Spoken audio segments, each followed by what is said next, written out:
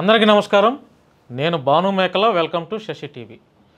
సాధారణంగా ఏ మీడియా వారైనా సరే పేరు పొందిన వాళ్ళతోనో లేకపోతే సెలబ్రిటీస్తోనో ఇంటర్వ్యూస్ చేస్తారు.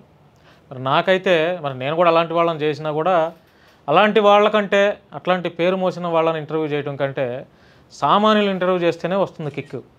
అందులోనూ దివ్యాంగులను ఇంటర్వ్యూ చేస్తే కూడా అది మనసుకి చాలా ప్రశాంతంగా ఉంటుందని నా అభిప్రాయం. మరి నా వరకు విజయనగరం జిల్లా నుంచి ఒక దివ్యాంగుడు మీసాల గోవింద్ అనే కుర్రాడు, అతని వయసు 25 ఏళ్ళు ఉంటాయి.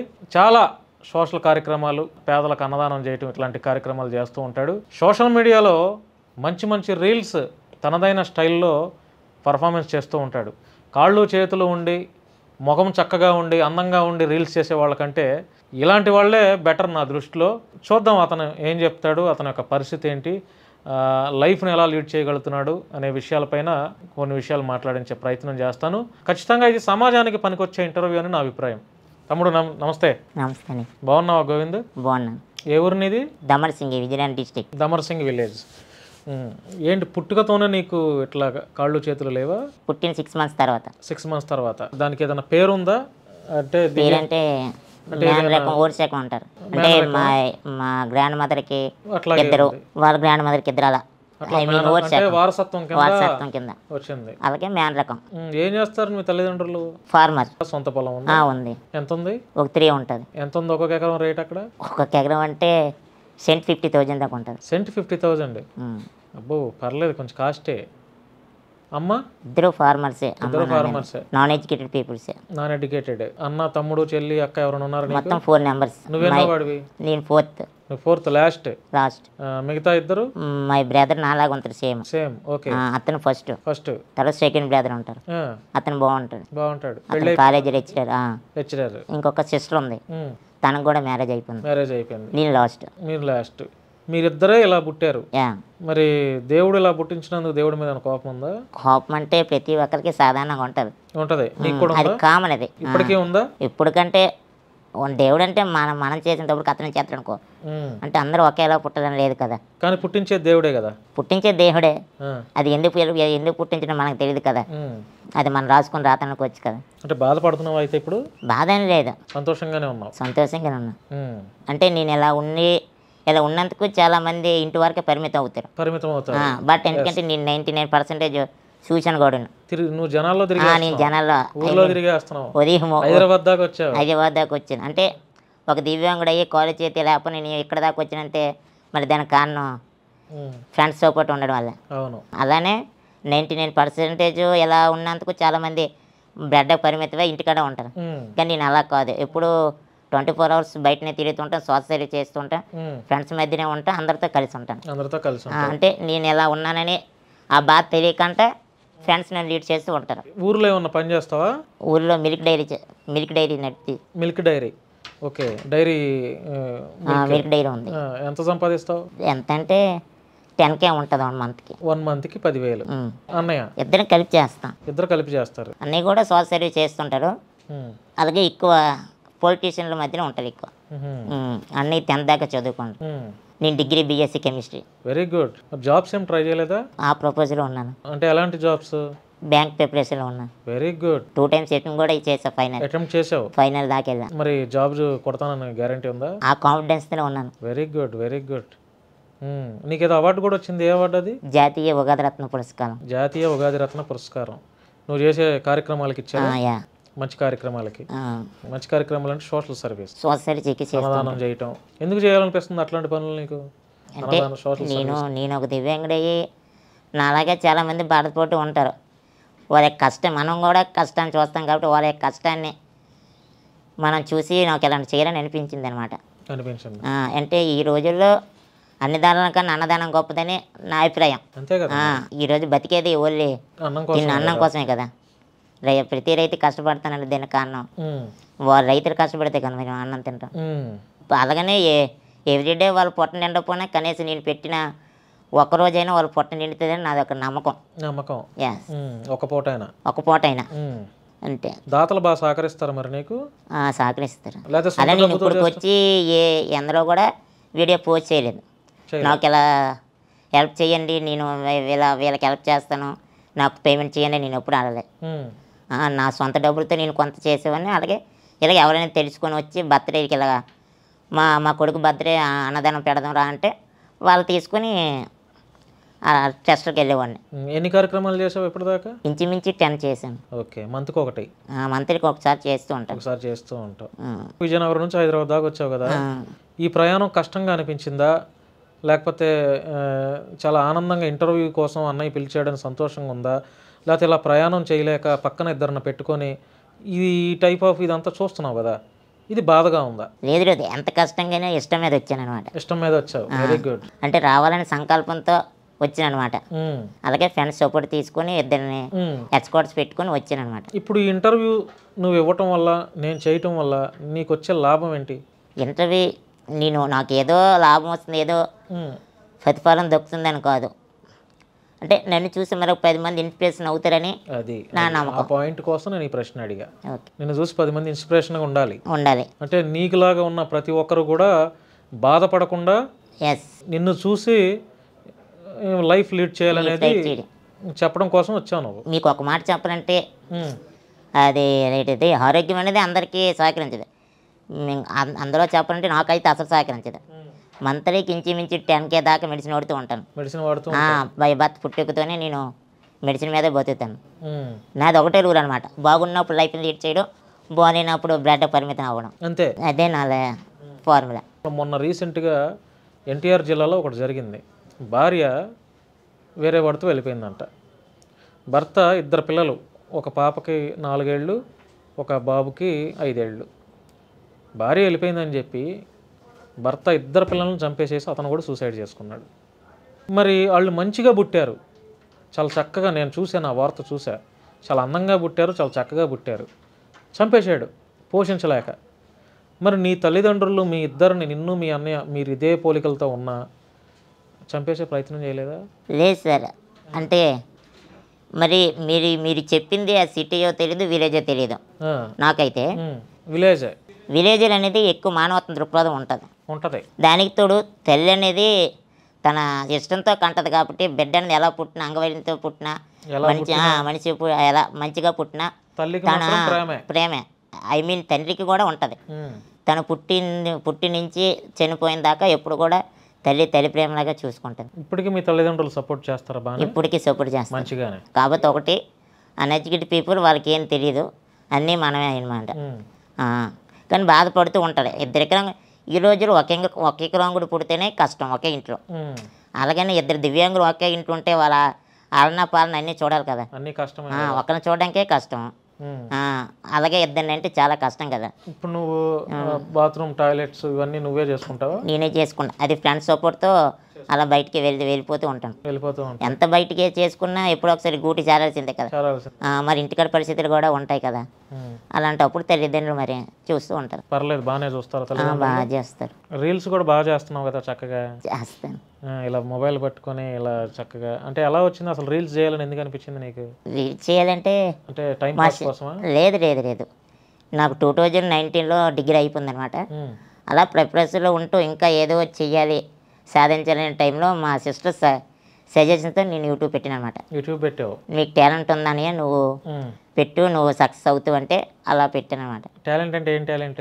టాలెంట్ అంటే నలుగురు పాటలేం పాడను, జస్ట్ అంటే నలుగురిలో మాట్లాడగలవు, ఏదైనా చేయగలవు, మాట్లాడగలవు, ఏదైనా చేయగలవు అనే కాన్ఫిడెన్స్తో కొద్దిగా మా సిస్టర్ ఇచ్చిన మోటివేట్స్తో నేను యూట్యూబ్ అని స్టార్ట్ చేయడం జరిగింది. ఏమైనా డబ్బులు వస్తున్నాయి యూట్యూబ్ నుంచి? ఇప్పుడు దాకంటే 30K వచ్చింది స్టార్ట్ చేసిన నుంచి. ఫస్ట్ శాలరీ మాత్రం అనాథాశ్రయానికి డొనేట్ చేసాను. Very good. ఇప్పటి వరకు 30,000. ఎప్పుడవుతుంది నువ్వు యూట్యూబ్ స్టార్ట్ చేసి? నేను 2022 July 7. అంటే 3 ఏళ్ళు అవుతుంది. 3 ఏళ్ళకి నీకు 30,000 వచ్చింది. అంటే ఇప్పుడు యూట్యూబ్ పెట్టి ఏదైనా సోషల్ మీడియా చేయాలంటే ఇప్పుడు అన్నీ బాగున్నాయి, చేయలేకపోతాను. ఇప్పుడు నాకైనా సపోర్ట్ ఉండాలి కదా. ఇప్పుడు నేను ఇక్కడ హైదరాబాద్ దాకా వచ్చానంటే 2 ఎస్కార్ట్లు ఉంటే కానీ రాలేను కదా. వాళ్ళు ఉంటే కానీ ఇక్కడ దాకా నేను వచ్చాను. అలాగనే ఇంటికాడ కూడా సపోర్ట్ ఉంటేనే మనం రీల్స్ కూడా చేయగలం. వాళ్ళు సహకరిస్తేనే అలానే యూట్యూబ్ పెట్టినప్పుడు నాకు కూడా నమ్మకం లేదు సక్సెస్ అవుతుంది, నేను చేస్తానని. అలా లీడ్ చేస్తూ ఉంటుంటే సక్సెస్ అనేది అదే వచ్చింది. కష్టపడితే ఏదైనా ఊరికే పోదంటారు కదా, అదనమాట. లవ్ మీద నీ ఒపీనియన్ ఏంటి? లవ్ మీద ఒపీనియన్ అంటే ఏంటి లేదు. అంటే ప్రేమ ఈ రోజుల్లో కుర్రాళ్ళంతా నీ వయసు కుర్రాళ్ళు, నువ్వు కూడా కుర్రాడివే కదా? నేను కుర్రాడిని. కుర్రాడివేగా కాదా? కుర్రాడిని. నీ వయసులో ఉన్న కుర్రాళ్ళంతా, ఇదిగా మా కెమెరామెన్ కూడా కుర్రాడు, అది కాక ఇద్దరు కెమెరా అంతా ఎంగే కదా, వీళ్ళంతా లవ్ గివ్ అని తిరుగుతారు కదా. ఆ లవ్ చేయాలనుకున్న వాళ్ళు, లవ్లో ఉన్న వాళ్ళందరికీ అసలు లవ్ మీద నీ ఒపీనియన్ ఏంటి? లవ్ మీద అంటే లవ్ చేయడం తప్పు కాదండి. కాదు, అది మాత్రం పర్ఫెక్ట్ చెప్తాను. ఒకరికొకరు అర్థం చేసుకుని సిన్సియర్ చేసుకుంటే లవ్. ఐ మీన్ మ్యారేజ్ దాకా వెళ్తేనే మ్యారేజ్ లిస్ట్లో పెట్టుకుంటే లవ్. ఒరే టైం పాస్ చేయాలంటే అది వేస్ట్ అనమాట. వేస్ట్. కానీ ఇప్పుడు జనరేషన్ అంతా టైం పాస్. నీకు ఇద్దరు ఎస్కార్ట్స్ వచ్చారు కదా, వాళ్ళు కూడా లవ్ చేస్తున్నారా? లేదు ఇంకా చిన్నపిల్లలు స్టూడెంట్స్, అదే అంటే టీనేజ్ వయసు, కానీ అలాంటి ఆలోచన లేదు. సమాజంలో నీకు వెల్కమ్ ఎలా ఉంది మీ ఊర్లో? కానీ మా ఊర్లో అయినా బయటికి వెళ్తావు, నిన్ను చూసి అంటే చేదరించుకోవటం అట్లాంటివి ఉంటాయా? లేదు. జాలి పడతాం అట్లాంటివి ఉంటాయా? లేకపోతే అంటే ఈ రోజుల్లో సాధారణంగా ఉంటుంది కదండి, ఒక దివ్యాంగుడు ఎంత చూసిన తర్వాత జాలి పడతారు, అది కామన్. అది జాలి పడిన కన్నా ఎక్కువ గౌరవం ఎక్కువ. అదే నేను ఎప్పుడు నుంచి అంటే, నేను ఎప్పుడైతే సోషల్ మీడియాలో అడుగు పెట్టానో, నేను ఎప్పుడైతే రీల్స్ చేయడం, ఏదైనా సోషల్ మీడియా ఎక్కువ చేయడం మొదలు పెట్టాను, అప్పటి నుంచి నాకంటూ ఒక గౌరవం అనేది ఏర్పడింది. గౌరవం, గుర్తింపు కూడా వచ్చింది. ఇప్పుడు గుర్తింపు రాకుంటుంటే మీరు కూడా నేను ఇక్కడ దాకా ఇంట్లో పిల్లలు కదా, ఒక మాటలో చెప్పాలంటే. పాట ఏమైనా పాడతావా?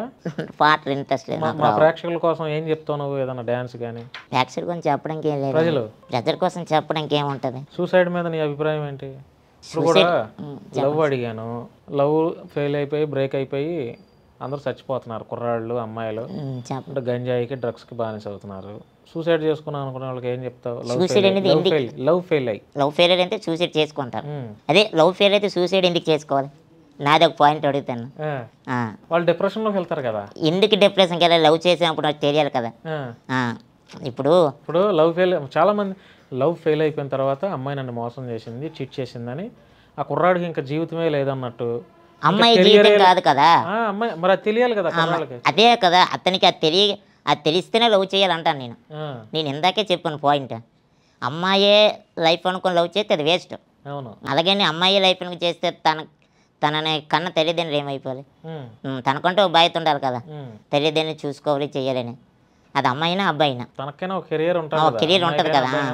అది ఎందుకు ఆలోచించట్లేదు? నేను అదే క్వశ్చన్ అడుగుతాను. ఈ రోజులో 99% సూసైడ్ రేట్ జరుగుతున్నాయి. మీరు కాదన్న, అది కూడా టీనేజ్ వయసులో జరుగుతాయి ఎక్కువ.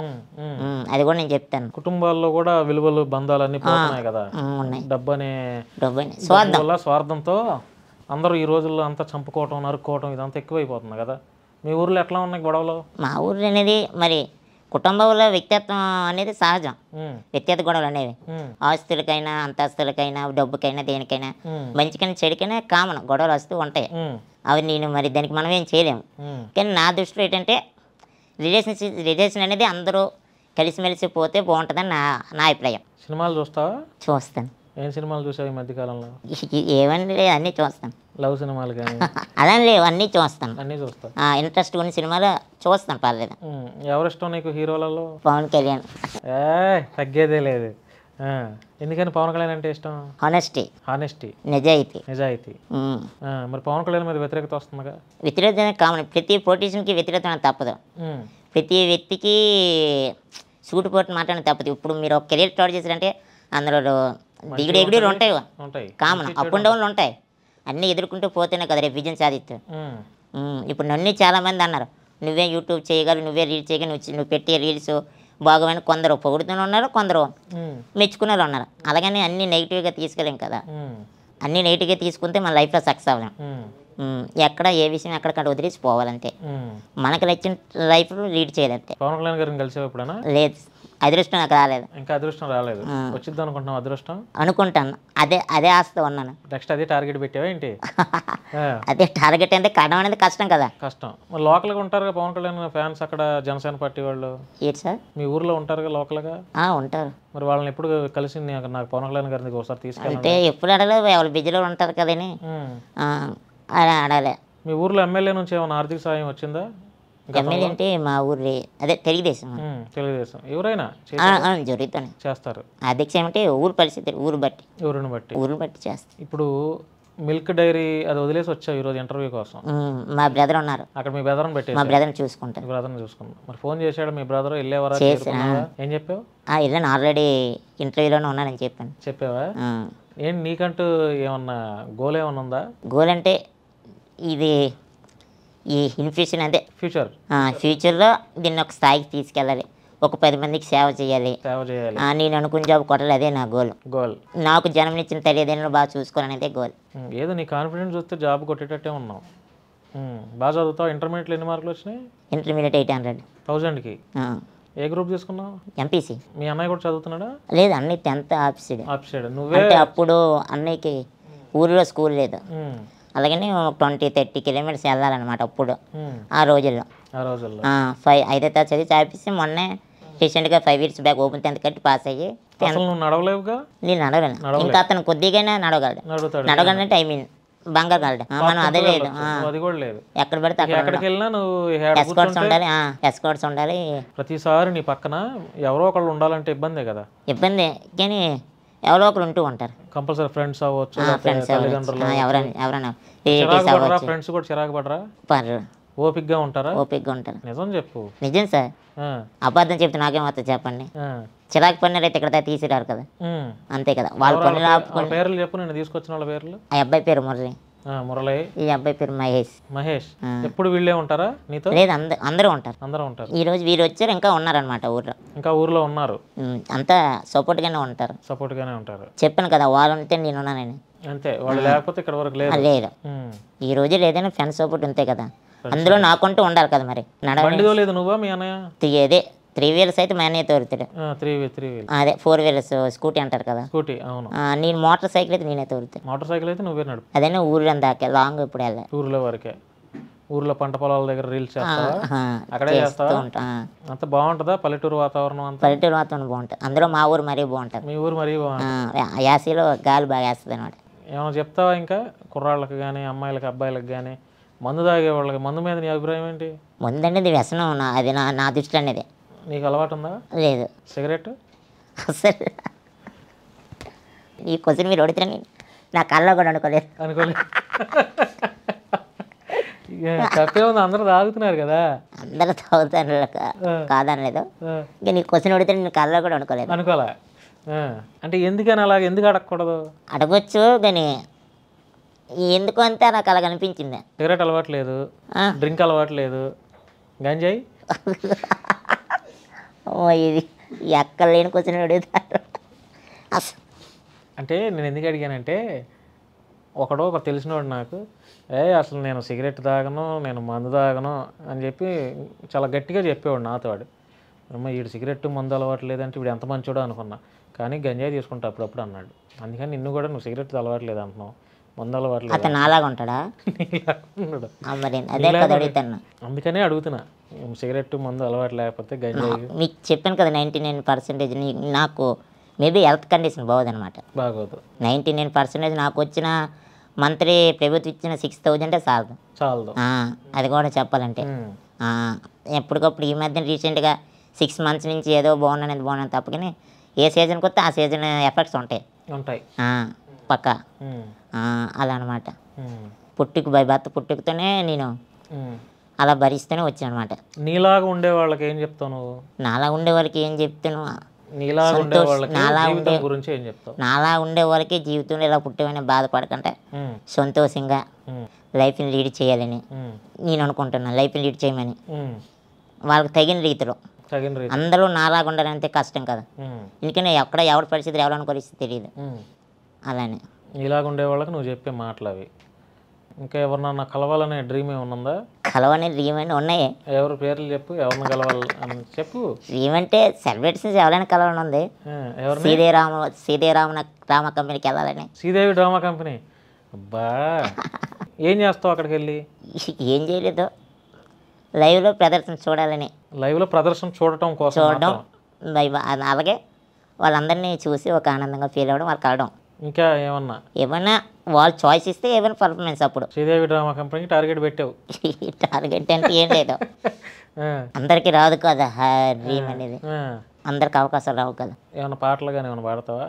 ప్రజల కోసం ఏ ఊరికి అవకాశం వచ్చింది కూర్చున్నావు కదా. పాటలు అంటూ మన తల్లి గురించి నా లైఫ్లో ఏం లేదు. తల్లి గురించి తల్లి గురించి అనేది ఇప్పటికీ చెప్పలేదు, ఎప్పటికీ తన రుణం మనం తీర్చుకోలేము. జన్మనిచ్చినందుకు నువ్వు కోట్లు ఖర్చు పెట్టినా, కోటి రూపాయలు పొట్టి చీర పెట్టి నువ్వు కొన్నా కూడా తల్లి రుణం నువ్వు తీర్చుకోలేవు. ఇప్పటికీ చెప్పాలంటే జన్మనిచ్చినందుకు. ఇప్పుడు నీ వయసు ఎంత? 25 ఏళ్ళు. 25 years. బ్రహ్మాండంగా లైఫ్ని లీడ్ చేస్తున్నావు. చదువుకున్నావు, డిగ్రీ వరకు చదివావు, జాబ్ కొడతానని కాన్ఫిడెంట్తో ఉన్నావు. జాబ్ వచ్చిన తర్వాత ఏం చేస్తావు? ఏం లేదు, జాబ్ చేస్తాను. అంటే ఆ డబ్బులతో ఏం చేస్తావు? ఆ డబ్బులతో కొంత ఫైనాన్షియల్గా సోషల్ సర్వీస్ చేస్తాను, కొంత ఫ్యామిలీ పోషిస్తావు. పెళ్లి మీద నీ అభిప్రాయం ఏంటి? లేదు సార్, నా లైఫ్లో లేదు ప్రజెంట్. నీ లైఫ్లో లేదు అంటే నేను నిన్నని కాదు అడిగేది, పెళ్ళి అనే దాని మీద నీ అభిప్రాయం ఏంటి? పెళ్ళి అనే దాని మీద మామూలు అదే దినగా అయితే సాంప్రదాయకంగా అయితే మ్యారేజ్ చేసుకోవాలి. ఒక ఫ్యామిలీ లీడ్ చేయాలి, అది కూడా ఆనందంగా లీడ్ చేయాలి, తగులు దగదలు లేకుండా. ఎవరైనా నీ మంచితనాన్ని చూసి ఒక అమ్మాయి నేను పెళ్లి చేసుకుంటానంటే చేసుకుంటావా? చేసుకుంటానంటే నాకు ఇష్టమే, కానీ ఇంటికాడ ఫైనాన్షియల్గా ఇబ్బంది అనమాట. ఇబ్బంది నాకు ఇష్టమే, మరి ఇంటికాడ పేరెంట్స్ బెదర్స్ ఒప్పుకోవాలి కదా, అదే అనమాట. అమ్మాయి ఒకవేళ వచ్చి చేసుకుంటానంటే నీకు ఓకే, కానీ ఇంట్లో కుటుంబ పరిస్థితుల వల్ల ఇంట్లో పాజిబుల్ అవ్వదంట. హీరోయిన్స్లో ఎవరంటే ఇష్టం నీకు? అనుపమ పరమేశ్వరనా? ఎందుకని? ఎందుకనంటే ఏం చెప్పాలి, హీరోయిన్స్ ఎవరు ఇష్టం అనగానే అనుపమ అనేసావు. సమంత వీళ్ళంతా ఏమవ్వాలి మరి? కంటికి అందరూ నచ్చుతారండి, మనసుకు నచ్చిన ఉండాలి కదా. అబ్బో, మనసుకు అనుపమ పరమేశ్వరన్ నచ్చిందా? ఏ సినిమాలో బాగా నచ్చింది ఆవిడ నీకు? ఏ సినిమాలో లేదు, తనంటే నచ్చింది, ఏ సినిమా తీసినా పర్లేదు చూస్తావు. హీరోల్లో పవన్ కళ్యాణ్. అతను రాజకీయం రాకముందు నుంచి ఇష్టం. ఏది పవన్ కళ్యాణ్ గారి సిగ్నల్ ఒకటి పుష్ప మూవీ చూసావా? చూసా. బాగుందా? బాగుంది. పొలిటికల్గా ఎవరంటే ఇష్టం నీకు? పొలిటికల్గా ఇప్పుడు పవర్ స్టారే, ఇంకెవరు లేరు. ఏం చెప్పాలనుకున్నా ఫైనల్గా? అన్ని ప్రశ్నలు అడిగేసా. ఫైనల్గా ఏం చెప్పాలంటే మీరు అడిగిన బట్టి నేను ప్రొసీడ్ అవుదాం అనుకుంటాను. ఇంకా మళ్ళీ ఈ ఇంటర్వ్యూ చూసిన తర్వాత కొంతమంది మరలా మీడియా ఛానల్ వాళ్ళు ఫోన్ చేసి నీ నెంబర్ ఇవ్వమంటే ఏమన్నా ఇవ్వండి, ఇంటర్వ్యూ చేస్తావా? చేస్తాను. మరలా ఇంటికి వెళ్ళి మళ్ళీ విజయనగరం వెళ్ళి మళ్ళీ హైదరాబాద్ వస్తావా? వస్తాను. ఇంటర్వ్యూస్ ఉన్నాయంటే వస్తాను. నేనేమైనా హెల్ప్ చేయాలా నీకు? హెల్ప్ చేయాలంటే పరిస్థితిని బట్టి మరి చెయ్యాలని ఎవరైనా కోరుకుంటారు కదా. పూర్తిగా ఒక మాటలో చెప్పాలంటే మేము ఫైనాన్షియల్ ఫుల్గా ఫైనాన్షియల్ ఫేస్ చేస్తూ ఉంటాం. మీరు కాల్ చేయగానే ఇక్కడ దాకా ఎందుకు వచ్చినంటే మీ మీద నమ్మకంతోనూ నాకు ఒక లైఫ్ అనేది దొరుకుతుందని నేను ఇక్కడ దాకా వచ్చిన అనమాట. దానికి ఇద్దరు ఎస్కార్ట్ తీసుకొని మరి నేను ట్రావెలింగ్ చేసిన ఫైనాన్షియల్గా ఇబ్బంది పడి ఇక్కడికి వచ్చిన అనమాట. ఇబ్బందులు పడే వచ్చావు. సరే, నువ్వు నీ బాధ చెప్పావు కాబట్టి ఇప్పుడు చేయకపోయినా 1 week లోపు చేస్తా. ఒక మంచి అమౌంట్ హెల్ప్ చేస్తాను నీకు. నేను లైవ్లో మాటిస్తున్నా, రికార్డ్ అవుతుందిగా, చాలామందికి చేశానులే, ఇబ్బంది ఏం లేదు. ఇప్పుడు చేయకపోయినా ఈరోజు అంటే మీరు అలా అడిగితే నన్ను ఎందుకు అనుకోకండి, అంటే నేను ఎక్కువ ఆశించట్లేదు, బట్ నేను చేసిన ట్రావెలింగ్ అయినా ఆశిస్తాను తప్పగా నేను ఎక్కువ అనుకోలేదు. ఎందుకంటే నేనే చాలా మందికి నా అక్కడ ఉన్న సొంత మనీతో నేను సోషల్ సర్వీస్ చేస్తాను. అందుకే కదా అది కూడా నేను చెప్తాను. నీవన్నీ చూశాను కాబట్టి కదా, నీ సోషల్ సర్వీస్ అన్ని చూసే మీరేదో ఫైనాన్షియల్ గా నాకు సపోర్ట్ చేసి నేను ఇది అయిపోతాను కాదు. సరే, అంటే మీరు చేసిన ఫైనాన్షియల్ బాగున్న వాళ్ళకే చేసాను. ఇప్పుడు నీలాంటి వాడికి చేయడం తప్పేముంది? నువ్వు ఇంకా సమాజ సేవ చేస్తున్నావు కదా, తప్పేం లేదు, చేస్తా, డెఫినెట్గా చేస్తా. ఇప్పుడుకైతే ఒక టీవీ ఛానల్ పిలిచి మేము ఎంత చేస్తుంటే ఫస్ట్ ఆఫ్ ఆల్ అడిగితే మీరు ఎంత ఇస్తారని అడుగుతారు. మీరు ఎప్పుడైనా గమనించలేదు? నేను ఎప్పుడైనా నా క్వశ్చన్ మిమ్మల్ని అడిగినా చెప్పండి. ఇప్పుడుకైతే మీరు మా సైడ్ వచ్చి చేస్తారు అది కామన్, అది కొందరికి అందుబాటులో లేకపోతే వాళ్ళు చేస్తారు. వీళ్ళకైతే మీరు ఎందాకన్నా పెద్ద పెద్ద సెలబ్రిటీకి కాల్ చేస్తుంటారు, పెద్ద పెద్ద సెలబ్రిటీ వాళ్ళు ఫైనాన్షియల్గా అడుగుతూనే ఉంటారనమాట. ఎందుకంటే వాళ్ళు సెలబ్రిటీస్ కాబట్టి. నేను కూడా అదే ఫైనాన్షియల్ ఆశిస్తుంది ఏంటంటే నేను ట్రావెలింగ్ చేసిన అమౌంటే కొద్దిగా ఇద్దరు ఎస్కార్ట్స్ వచ్చారు కదా, నేను ఫైనాన్షియల్గా ఇబ్బంది ఉన్నానా నీకేమన్నా ఇప్పుడు చేయకపోయినా నీకు చేస్తాను అన్నానుగా, అన్నానా? చేస్తా, డెఫినెట్లీ చేస్తా. నువ్వేం అది ఇప్పుడు వెళ్ళటానికి లేవా అంటే డబ్బులు? వెళ్ళటానికి అంటే లైవ్ అవుతుంది, అవుతుంది, రికార్డ్ అవుతుంది. ఏమైతే వెళ్ళడానికి అంటే ఉంటాయిలండి, అలాగే ఉండంటే ఎలాగో ఫ్రెండ్స్ ఫోన్ కొడితే మరి ఎవరో ఫైనాన్షియల్గా వేయమంటే వేయడం అంతేగా. అటు నుంచి రిజర్వేషన్ అయ్యిందని వచ్చేసాను, ఇటు నుంచి అలాగే ఎవరైనా హెల్ప్ చేస్తున్న ఒక దీని మీద వచ్చేసాను. ఇంకేమైనా చెప్తావా ఫైనల్గా సమాజానికి? కానీ ఫైనల్గా సమాజానికి ఏం చెప్పాలంటే లైఫ్లో నిజాయితీగా లీడ్ చేయాలని నేను అనుకుంటాను. వాళ్ళు కూడా అందరూ ప్రతి ఒక్కరు లైఫ్లో ఆనెస్టీగా నిజాయితీగా సాంప్రదాయకంగా లైఫ్ని లీడ్ చేసి 10 మందికి హెల్ప్ చేసి అంటే పక్కోడిది మనం దొబ్బకంట ఓకేనా, తన బాగుంటూ పక్కోళ్ళు కూడా చూసుకోవాలనేది నా అభిప్రాయం. అంతే, ఎప్పుడు కూడా మనం బాగుండాలని కోరుకోకూడదు, పక్కోడు కూడా బాగుండాలి. అలాగైతే సమాజం ఇంకోటి బాగుపడి చెప్పండి. మనం బాగుండాలని కోరుకునేది స్వార్థం, మనం బాగుంటూ పక్కడు బాగుండాలని కోరుకునేది లైఫ్, మంచితనం, మానవత్వం. సరే గోవింద్, థ్యాంక్ యూ, చాలా దూరం నుంచి వచ్చావు పిలవగానే. సార్ నీకు మరీ ఇంకా కెరియర్లో మంచిగా ఉండాలని, నువ్వు అనుకున్న డ్రీమ్ గవర్నమెంట్ జాబ్ ఏదైతే రావాలని అనుకుంటున్నావో ఆ జాబ్ కొట్టాలని, ఆ జాబ్ వస్తే 10 మందికి సహాయపడతామని నేనైతే నమ్ముతున్నాను. నా వంతుగా నేను చేయాల్సిన హెల్ప్ నీకు చేస్తా, డెఫినెట్గా చేస్తా. జాగ్రత్తగా ఎలా వచ్చావో అలా ఇంటికి వెళ్ళి నాకు ఫోన్ చేయి, ఓకేనా? ఇది చూసిన తర్వాత మంచి మనుషులు ఉన్నటువంటి మన మీడియా మిత్రులు నన్ను కాంటాక్ట్ చేస్తారు, నేను నెంబర్ ఇస్తా. వాళ్ళకు కూడా మంచి అవకాశాలు, ఇంటర్వ్యూలు ఇవ్వు. నువ్వేం చెప్పాలనుకుంటున్నావో చెప్పు, నువ్వు ఎలా బాధలు పడుతున్నావో చెప్పు, నీ కష్టాలు ఏంటో చెప్పు. అర్థమైందా? అవకాశాలు ఎటు నుంచి ఎటు వస్తాయో తెలియదు, భగవంతుడు ఎవరి రూపంలో ఎవరి ద్వారా అవకాశాలు ఇస్తాడో తెలియదు. నీకు శ్రీదేవి డ్రామా కంపెనీలో వెళ్ళాలనేది నీకు ఉందని చెప్పావు, డ్రీమ్ అంటున్నావు. ఇది ఇంటర్వ్యూ చూసిన తర్వాత ఎవరు ఎటు నుంచి ఎలాంటి అవకాశాలు ఇస్తారో తెలియదు. కాబట్టి ఎవరు పిలిచినా ఎవరు ఫోన్ చేసినా గౌరవంగా మర్యాదగా వెళ్ళు. భగవంతుడు ఎటు నుంచి, మళ్ళీ చెప్తున్నా, ఎటు నుంచి ఏ అవకాశాలు ఇస్తాడో తెలియదు. సో చాలా థ్యాంక్ యూ నీకు, ధన్యవాదాలు. అలానే ఊరిలో అడిగిన ప్రతి పేదవాడికి నీ వంతు అన్నం పెట్టు, సోషల్ కార్యక్రమాలు చేయి. నా వంతు కూడా నేను తప్పకుండా నీకు చేస్తా, ఓకేనా? Thank you Govind. అందరిని అడిగానని చెప్పు ఊరిలో, అమ్మని నాన్నని మీ అన్నయ్యని, ఓకేనా? వైరల్ చేయాలి నన్ను మీ ఊరిలో. చేస్తావు లేదా? చేస్తాను. ఫోటోలు తీపిచ్చావు మరి మీ ఫ్రెండ్స్తో? తీసుకున్నారా? సో ఫ్రెండ్స్, ఇది విజయనగరం నుంచి గోవింద్, మీసాల గోవింద్. చూశారు కదా, అతను చెప్పని చెప్పాడు. శ్రీదేవి డ్రామా కంపెనీకి వెళ్ళాలని అతని డ్రీమ్ అంట. మరి చూద్దాం అతని డ్రీమ్ నెరవేరుతుందా లేకపోతే డ్రీమ్గానే మిగిలిపోతుందా చూద్దాం.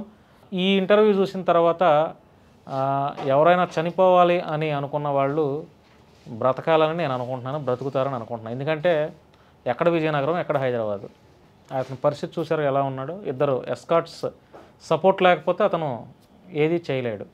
మరి అలాంటిది ఇంత దూరం వచ్చాడు, నాతో కొన్ని విషయాలు మాట్లాడించాను. హ్యుమానిటీ కలిగిన వాళ్ళు ఎవరైనా ఉంటే అతను హెల్ప్ చేయాలని కూడా కోరుకుంటున్నాను. అతను హెల్ప్ కావాలని కూడా రిక్వెస్ట్ పెట్టాడు. కాబట్టి అంతేకాకుండా శ్రీదేవి డ్రామా కంపెనీకి వెళ్ళాలి అనే ఒక డ్రీమ్ కూడా పెట్టుకున్నాడు. మరి అది సఫలీకృతం అవుతుందని నేనైతే అనుకుంటున్నాను. చూద్దాం మరి గోవింద్, ఓకేనా? Okay sir. రైట్, ఈ వీడియో చూసిన తర్వాత మీ యొక్క అభిప్రాయాన్ని కామెంట్ రూపంలో తెలియజేయండి. Thank you so much.